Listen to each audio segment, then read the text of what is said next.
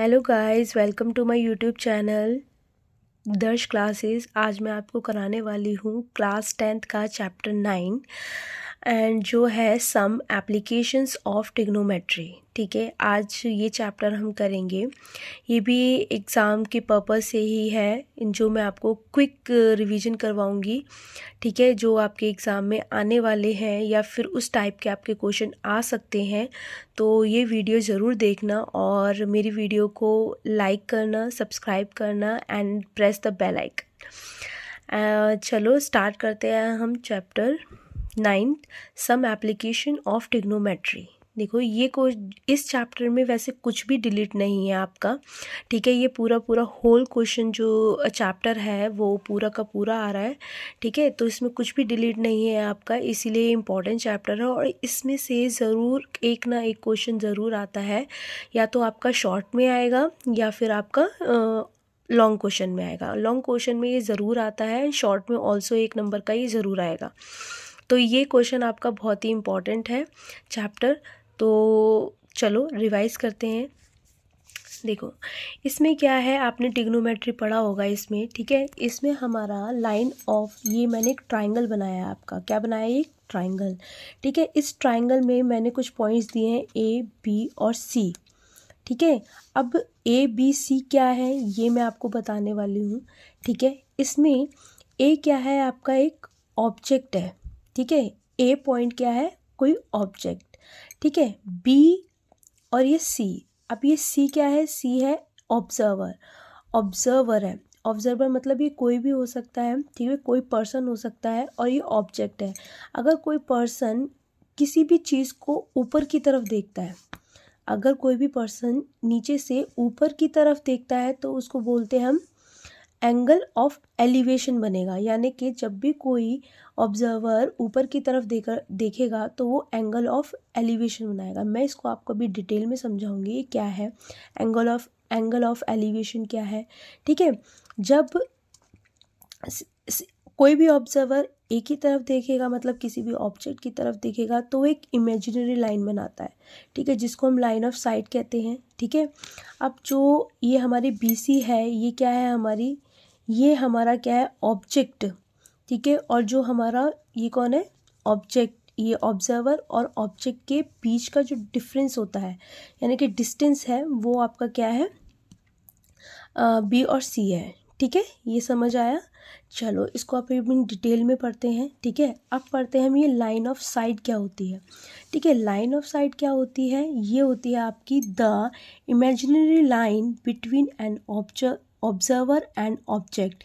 यानी कि आपका ऑब्जर्वर और ऑब्जेक्ट, ये कोई भी पर्सन हो सकता है आपका। ठीक है, और ये कोई ऑब्जेक्ट या तो सन हो सकता है या फिर आपका कोई भी ट्री हो सकती है, मतलब ये कुछ भी हो सकता है। कोई भी मतलब टावर हो सकता है ये आपका। ठीक है, तो कोई भी पर्सन या तो किसी सन की तरफ देख रहा है या ट्री की तरफ देख रहा है या फिर किसी टावर की तरफ देख रहा है। ठीक है, तो वो है, तो वो हम एक इमेजिनरी लाइन फॉर्म करते हैं जिसको हम क्या कहते हैं? Line of site. ठीक है, जिसको मैंने रिप्रेजेंट किया है AC से। किससे रिप्रेजेंट किया है? मैंने यहाँ लिखा भी हुआ है आपका AC। तो ठीक है, आपको ये समझ आया लाइन ऑफ साइट क्या है आपका? ठीक है, अब आगे बढ़ते हैं हम इन ABC, यानी कि जो मैंने आपका ABC ये ट्राइंगल बनाया है, तो हम इसमें पढ़ेंगे। वैसे मैं ऊपर आपको अभी बताया भी था कि AB, BC और AC क्या है, लेकिन हम दोबारा से पढ़ते हैं ये हमारा क्या है। ठीक है, AB क्या होती है हमारी? AB जो होता है इसमें हमारा ये AB जो होती है हाइट होती है। यानी कि कोई भी ऑब्जर्वर है, अगर वो एक ही तरफ देख रहा है, ठीक है, तो वो हमारा ये यहाँ से लेके यहाँ तक का जो डिस्टेंस होगा, तो वो मैंने इधर लिखा है। तो मतलब या तो यहाँ लिख सकते हो या फिर यहाँ लिख सकते हो, बात वही है। ठीक है, तो ये जो हमारा क्या होता है? डिस्टेंस होता है, ये हाइट होती है। सॉरी, डिस्टेंस नहीं, ये क्या है? आपकी हाइट। जब भी कोई ऑब्जर्वर किसी ऊंचाई पर देखेगा तो वो कितनी ऊंचाई तक देखेगा। ठीक है, तो वो क्या कहलाएगी? हमारी AB इज़ अ क्या है? हमारी हाइट। ठीक है, अब C क्या था? मैंने आपको पहले भी बताया था, ये क्या है? ऑब्जर्वर, जो कि लुकिंग अप टू A, किसकी तरफ देख रहा है? A की तरफ देख रहा है। ठीक है, AC क्या है? AC मैंने बताया था ये लाइन ऑफ साइट। क्या है लाइन ऑफ साइट? यानी कि इमेजिनरी लाइन है जो कि ऑब्जर्वर और ऑब्जेक्ट के बीच में बनती है। ठीक है, अब क्या होता है हमारा, अब है angle of elevation. Angle of elevation कब बनता है? जब हमारा ये कैसे बनेगा एंगल ऑफ एलिवेशन? अब एंगल ऑफ एलिवेशन क्या होगा हमारा? ACB। कभी भी कोई भी एंगल बनता है तो वो हमेशा बीच में ही लिखा जाता है ACB। ठीक है, ये समझ आया आपको? अब पढ़ते हैं हम डिटेल में कि हमारा एंगल ऑफ एलिवेशन क्या है। देखो, एंगल ऑफ एलिवेशन हमारा क्या होता है? The angle of elevation is an angle that is formed between the horizontal line and the line of sight। यानी कि angle of elevation is an angle, ये वो एंगल होता है जो कि बनता है किसके बीच में? Horizontal line. अब ये क्या है हमारी? एक हॉरिजॉन्टल लाइन है BC। ठीक है, और and the line of site, यानी कि ये क्या है? लाइन ऑफ साइट, यानी इस लाइन और इस लाइन के बीच में जो एंगल बनेगा वो हमारा एंगल ऑफ एलिवेशन होगा। ठीक है, इसको हम रिप्रेजेंट करेंगे थीटा से।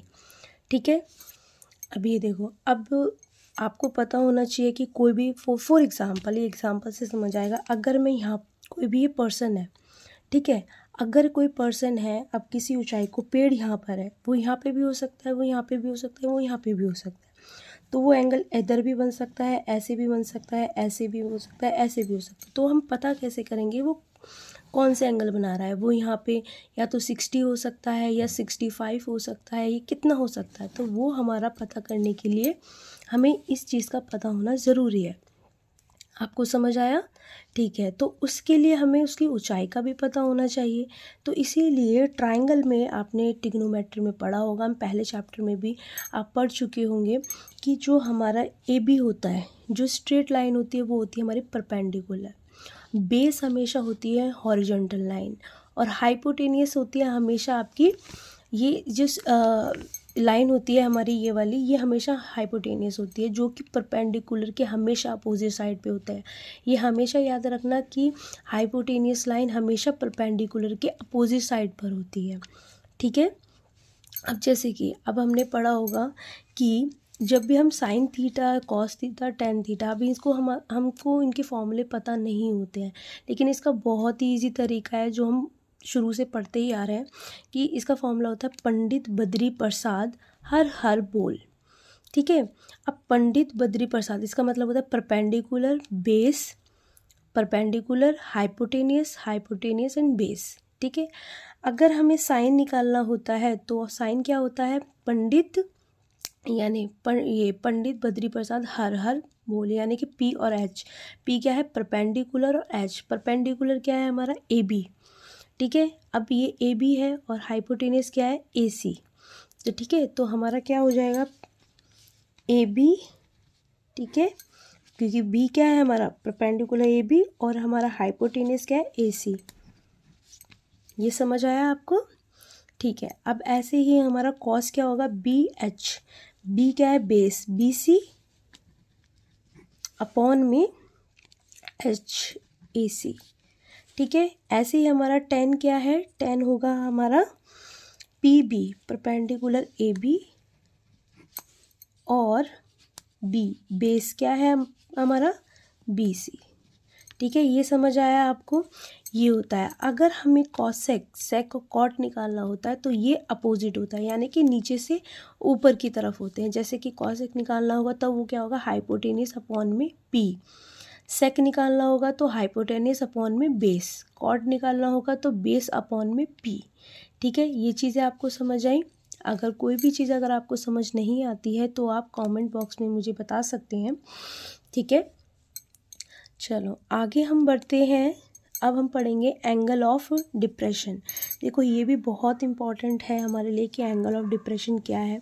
ये बिल्कुल अपोजिट होता है किसका? Angle of elevation. एलिवेशन आपने पढ़ा होगा नीचे से ऊपर की तरफ। आपने देखा होगा जब आप मेट्रो वगैरह में जाते हैं तो वहाँ पे एलिवेटर होते हैं, यानी कि सीढ़ियाँ होती हैं जो नीचे से ऊपर की तरफ जाती हैं। ऐसे ही हमारा क्या होता है, एलिवेशन होता है नीचे से ऊपर की तरफ। ऐसे ही हम इसका उल्टा पढ़ेंगे, एंगल ऑफ डिप्रेशन यानी कि ऊपर से नीचे की तरफ, डिप्रेशन यानी कि नीचे लो हो जाना, ऐसे ही ये होता है ऊपर से नीचे की तरफ।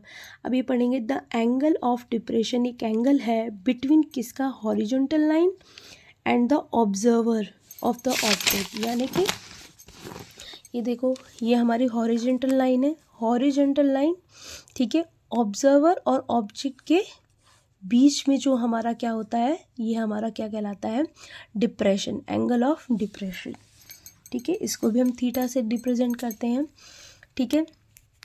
अब इसमें क्या है हमारा ए, जो ए होगा वो ऑब्जर्वर होगा, ठीक है, जो किसकी तरफ दिख रहा है, सी, ऑब्जेक्ट की तरफ। ऐसे ही जो हमारा बी सी होगा, ठीक है, बी सी क्या होगी, हमारी ये हाइट होगी, और जो हमारी ए सी होगी वो क्या होगी, लाइन ऑफ साइट, ठीक है, ऐसे ही। अब ये क्या होता है कि एंगल बी ए सी यानी कि ये बीच में है, तो जो हमारा बीच में होगा बी ए सी, ये क्या कहलाएगा, angle of depression.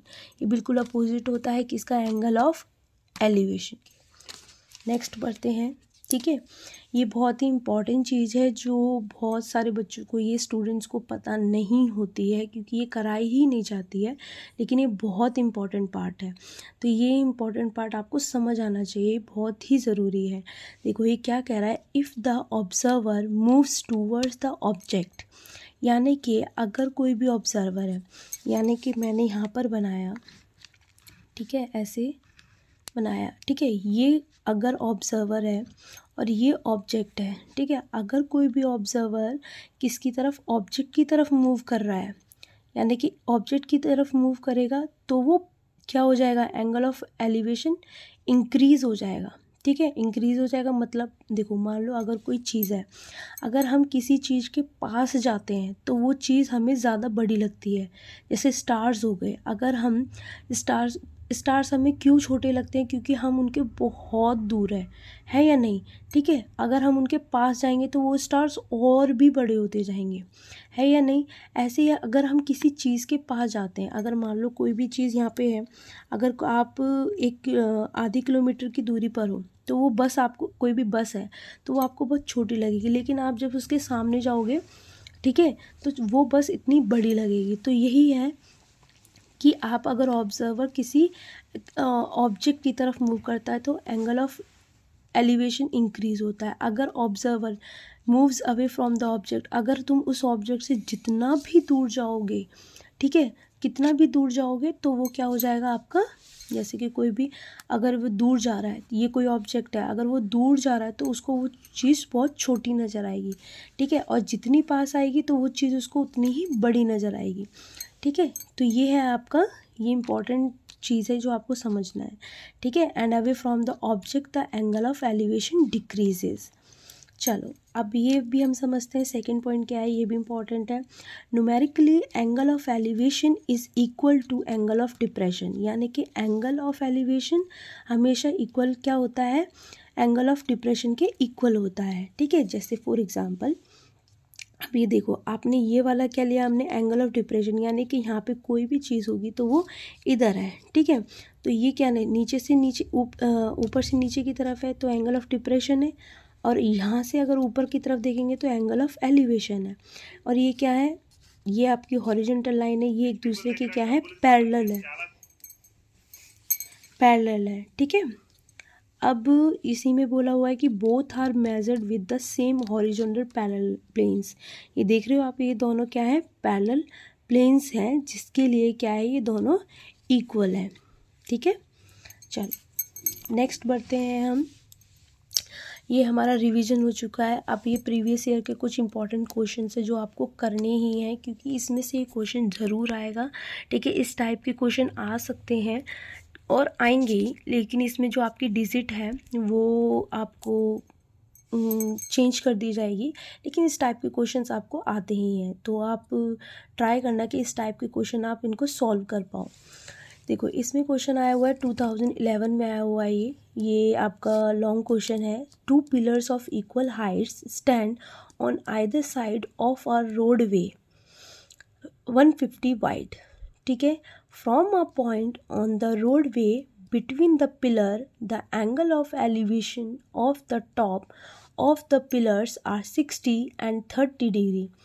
Find the height of the pillars and the position of the point. CBSE 2011 में ये क्वेश्चन आया हुआ है, ठीक है। ऐसे ही ये आपका 1 मार्क्स का क्वेश्चन आया हुआ है 2017 में। A pole of height 6 metre 6 metre casts a shadow, ठीक है, 2√3 metre long on the ground. The angle of elevation of the sun is, ये आपको दे रखा है 30 डिग्री, बी ऑप्शन है डी 60 डिग्री, सी ऑप्शन है 45 डिग्री एंड डी ऑप्शन है 90 डिग्री। ये CBSE में आया हुआ है आपका 2017 में आपका ये क्वेश्चन आया हुआ है। ये 1 मार्क्स का क्वेश्चन है, ठीक है। नेक्स्ट बढ़ते हैं हम। ये क्या क्वेश्चन है आपका, ये आपका आया हुआ है CBSE 2016 में। अ ladder leaning against a wall makes an angle of 60 degree with the horizontal. If the foot of the ladder is 2.5 meter away from the wall, then the length of the ladder is, A option है 3 metre, B है 4 metre, सी है 5 metre, D है 6 metre. तो ये आपका question आया हुआ है, ठीक है। इसको भी आपका 1 मार्क्स का क्वेश्चन है ये। नेक्स्ट क्वेश्चन जो आपको दे रखा है वो है, if a tower is 30 metre high cast a shadow 10√3 metre long on the ground, then the angle of elevation of the sun is. ये भी आपका 1 मार्क्स का क्वेश्चन है, जिसमें आपको पॉइंट ए दे रखा है 30 डिग्री, बी है 45 डिग्री, सी है 60 डिग्री, डी है 90 डिग्री। ये CBSE 2017 में क्वेश्चन आया हुआ है एंड ये CBSE 2020 में क्वेश्चन आया हुआ है। ये है आपका फ्रॉम द टॉप। इस टाइप का ये वेरी इंपॉर्टेंट क्वेश्चन है, क्योंकि इस टाइप के क्वेश्चन हमेशा ही पेपर में आते हैं। तो आपको इस टाइप के क्वेश्चन और इस टाइप के क्वेश्चन तो आपको करके ही जाने हैं at any cost. From the top of a 7 meter high building, the angle of elevation of the top of the tower is 60 degree and the angle of depression of the foot of the tower is 45 degree. Find the height of the tower. ये CBSE 2020 में question आया हुआ है and ये question भी CBSE 2020 में आया हुआ है। ये है, the statue 1.6 metre tall stands on the top of a pedestal from a point on the ground. The angle of the elevation of the top of the statue is 60 degree and from the same point the angle of elevation of the top of the pedestal is 45 degree. Find the height of the pedestal. ये भी बहुत very important question है, इसको भी ज़रूर करके जाना है, क्योंकि इस टाइप के क्वेश्चन हमेशा पेपर में आते ही हैं, ठीक है। आपको ऐसे क्वेश्चनों को बिल्कुल भी नहीं छोड़ना है, ठीक है। नेक्स्ट क्वेश्चन की तरफ बढ़ते हैं। ये हमारा CBSE 2020 में देखो बहुत क्वेश्चन आए हुए हैं, इन्होंने बहुत ही दिए हुए हैं, ठीक है। ये वाला क्वेश्चन जो था आपका आया हुआ है, ये है, the angle of elevation of the top of a building from the foot of a tower is 30 degree. The angle of the top of the tower from the foot of the building is 60 degree. If the tower is bone high, find the height of the building. CBSE 2020 में question आया हुआ है। Next है CBSE 2020 में एक question आया हुआ है आपका, the angle of elevation of the cloud from a point 10 meter above a lake is 30 degree and the angle of depression of the reflection of the cloud in the lake is 60 degree. Find the height of the cloud from the surface of lake.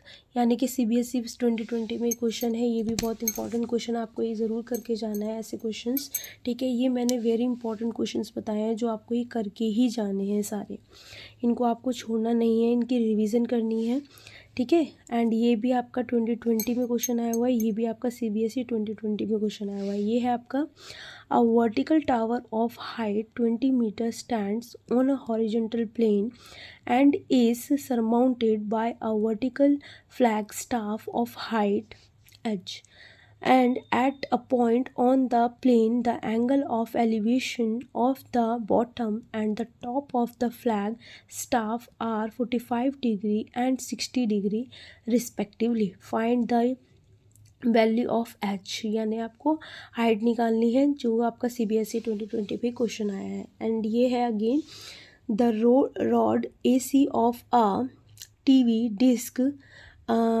ये है आपका antenna, is fixed at right angles to the wall A B and a rod C D is supporting the disc as shown in the figure. If AC equal 1.5 meter long and CD equal 3 meter, find fence and sec theta. ये second आपको ये tan theta है, sorry, ये आपका first आपको निकालना है tan theta, और जो सेकंड दिया हुआ है ये sec theta plus cosec theta आपको ये निकालना है। ठीक है, ये बस यही क्वेश्चंस है आपके। ठीक है, तो ये इम्पॉर्टेंट क्वेश्चंस हैं, ये आपको करके आने हैं। ठीक है, एंड करने ही है क्योंकि ये इम्पॉर्टेंट क्वेश्चंस हैं जो मैंने आपको बहुत ही जल्दी से रिवाइज़ करवा दिए हैं। ठीक है।